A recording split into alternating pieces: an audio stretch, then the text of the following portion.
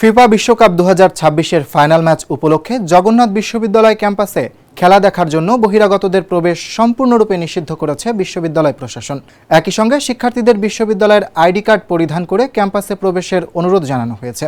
রোববার বিশ্ববিদ্যালয়ের ভারপ্রাপ্ত রেজিস্ট্রার অধ্যাপক ডক্টর মোহাম্মদ গিয়াস উদ্দিন স্বাক্ষরিত এক বিজ্ঞপ্তিতে এ তথ্য জানানো হয়। বিজ্ঞপ্তিতে বলা হয়, 19 জুলাই দিবাগত রাত 1টায় ফিফা বিশ্বকাপ 2026-এর ফাইনাল ম্যাচ অনুষ্ঠিত হবে। এ উপলক্ষে বিশ্ববিদ্যালয় ক্যাম্পাসে দুটি জায়ান্ট স্ক্রিনে খেলা প্রদর্শনের ব্যবস্থা করা হয়েছে। স্যান্ডেলিনা সো, রূপচর্চায় আভিজাত্য। তবে খেলা প্রদর্শনের সময় বিশ্ববিদ্যালয়ের সঙ্গে সংশ্লিষ্ট নন এমন বিপুল সংখ্যক মানুষের সমাগম ঘটে, যা নিরাপত্তা ব্যবস্থার জন্য ঝুঁকি সৃষ্টি করে।